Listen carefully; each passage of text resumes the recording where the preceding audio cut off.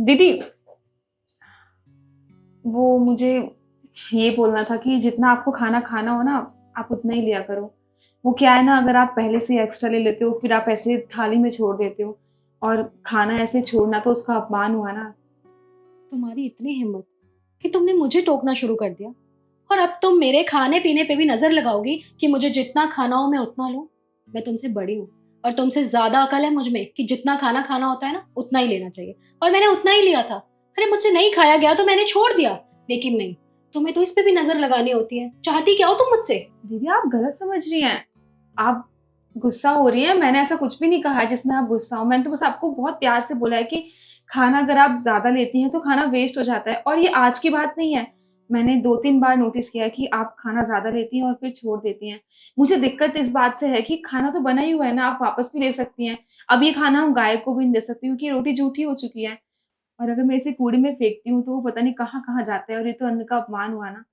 इसलिए मैं आपसे बोल रही हूँ, बहुत प्यार से बोल रही हूँ। दीदी, आप प्लीज खाना कम लिया कीजिए ना, जितना आपको खाना हो। और अगर ज्यादा चाहिए हो तो आप दूसरी बार में ले लिया कीजिए। मतलब तुम अब मुझे डरा भी रही हो कि तुम मुझे प्यार से बोल रहे हो? हाँ, गुस्से से बोलोगी तो तुम मेरा उखाड़ क्या लोगी? हाँ, इस घर की बड़ी बहू हूं तो तुम भूल मत जाओ, छोटी हो छोटी बन के रहो। आइंदा से ये गलती दोबारा मत करना, वरना छोड़ूंगी नहीं। अरे क्या हुआ? सुबह सुबह दोनों आपस में क्यों बहस कर रही हो? अभी बताती हूँ, तुम जरा बाहर आओ। पर मैंने बोला क्या? मैंने तो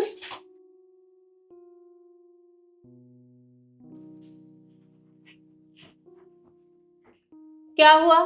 किस बात के ऊपर दोनों की बहस हो रही थी? मम्मी जी, मुझे ये बताइए कि मैं इस घर की बहू हूं भी या नहीं हूँ, क्योंकि मुझे तो कहीं से नहीं लगता कि मैं इस घर की बड़ी बहू हूँ। क्योंकि ये कल की आई हुई छोटी बहू मुझे अब सिखा रही है कि मुझे कितना खाना लेना चाहिए और कितना नहीं लेना चाहिए। अरे मुझे जितना खाना था ना मैंने उतना ही लिया था, लेकिन मुझसे नहीं खाया गया तो मैंने सिंक में साइड में रख दिया। लेकिन इतनी सी बात के लिए इसने मुझे इतना लंबा लेक्चर सुना दिया।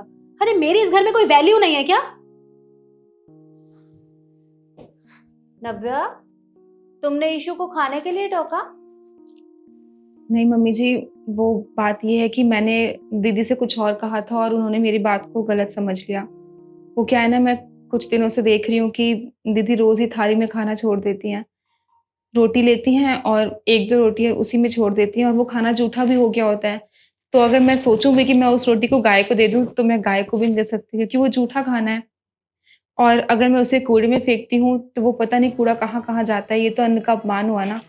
और मेरी माँ बोलती हैं कि हम चाहे जितना ही पैसा क्यों ना कमा लें, पर हमें कभी भी अन्न का अपमान नहीं करना चाहिए, क्योंकि जो खाना हमें खाने को मिल रहा है, 2 टाइम जो खाना हम खा रहे हैं, उसके लिए बहुत लोग तरस रहे हैं। बहुत लोग तो बस 1 टाइम खाना खाते हैं और 1 टाइम खाना खाने को मिलता भी नहीं है।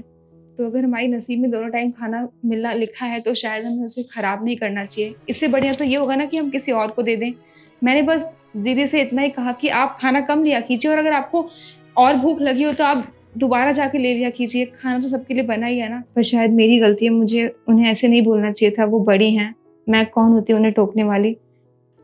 और शायद दीदी, आप एक बार सोच के देखेंगे तो आपको समझ में आ जाएगा कि मैंने जो कुछ भी कहा वो सही था।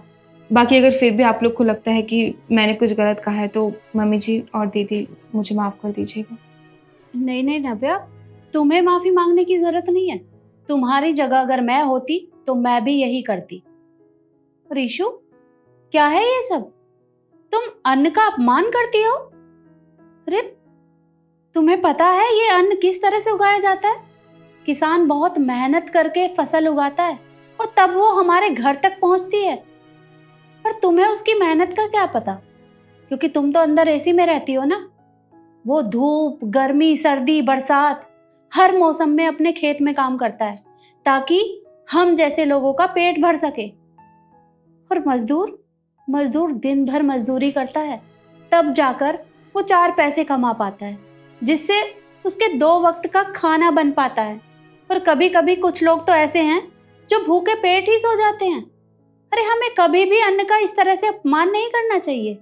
अगर हो सके तो भूखे को खाना खिलाओ ताकि पुण्य मिले, इस तरह से अन्न का अपमान करके नहीं।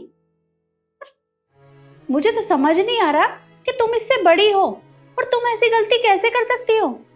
अरे बेशक ये तुमसे छोटी है, लेकिन संस्कारों में ये तुमसे बहुत बड़ी है, और सीखो कुछ इससे। अगर वो तुम्हें कुछ बोल रही है कुछ समझा रही है तो तुम्हारे भले के लिए कह रही है। मुझे तो तुम पे बहुत गुस्सा आ रहा है, माफी मांगो इससे।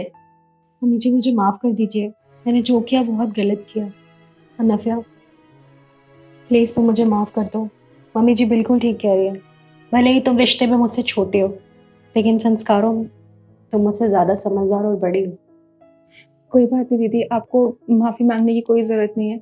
आपको मेरी बात समझ में आ गई, यही बहुत बड़ी बात है। और मैं आप लोगों से भी यही बोलना चाहूँगी कि अगर हमें 2 वक़्त की रोटी मिल रही है, तो हमें अपने आप को खुशनसीब समझना चाहिए, क्योंकि उसके लिए बहुत लोग तरस रहे हैं। इसलिए अन्न का अपमान कभी मत करिएगा।